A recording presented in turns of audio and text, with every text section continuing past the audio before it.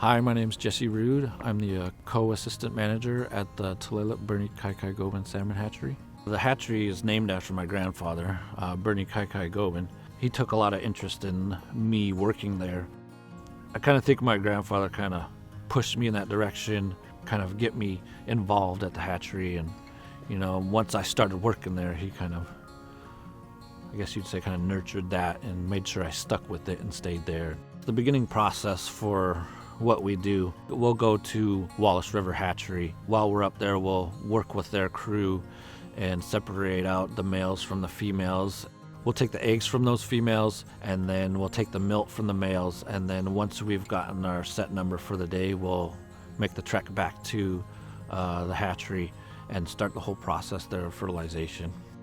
We'll have to take a sample count of eggs and get an average eggs per pound. We'll roughly load the trays like 8,000 eggs per tray. The next spot they'll go to is the actual fertilization of the eggs, and then they'll be carried over to the stacks and put in incubation in one of the incubation drawers.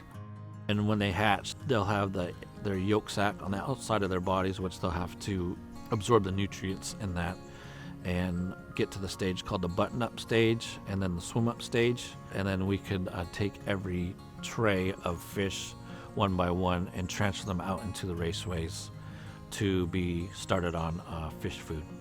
After they're transported out into the raceways, they'll sit there for probably another 2 to 3 weeks based upon how quickly they grow, and we'll transfer them out into one of the 4 ponds, and they'll grow until the next stage, which would be tagging and clipping. And once they're run through the tagging and clipping trailer, they'll generally be transferred down to one of the earthen ponds by the bay, either Upper Pond, Lower Pond, or even Battle Creek. Once that's taken place and we get a good fast growth on them right before release, we'll send them on out on their way into Tulalip Bay, Puget Sound, and then onto the ocean.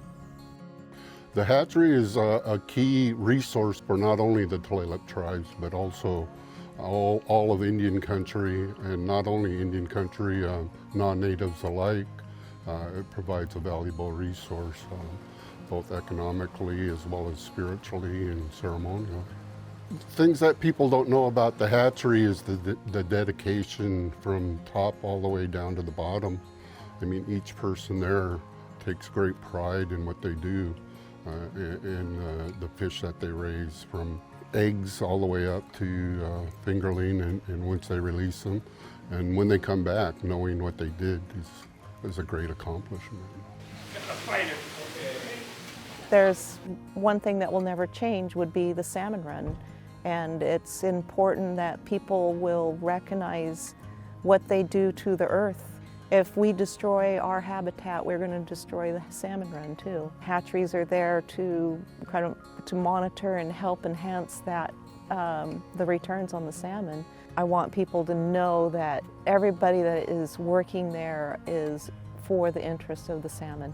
I try to take everybody under my wing and show them the same reason why we're here. And so we're here for the salmon. One of the biggest reasons for the hatchery is so if my son one day decides, hey, I want to buy a boat, I want to go fishing, well, that's another reason why I'm doing it. So he has fish that he can catch out there, and like his dad did, like his grandfather did, and like his grandfather's grandfather. Because, I mean, that's who we are and that's what we do. I'm surprised to find that there's a lot of people that don't know that Tulalip even has a hatchery. And one thing that I think everybody should know, that as long as I've been there, and I've been there 20 plus years, that we're a 24/7 run facility, and we're never shy of tours. I've given hundreds and hundreds of tours, and we're open for tours from 9 o'clock till 2 o'clock every day, even Saturdays and Sundays. So come check us out, just to gain even interest, because it'd be nice to have people that would take interest like I did when I was, a teenager looking for a job.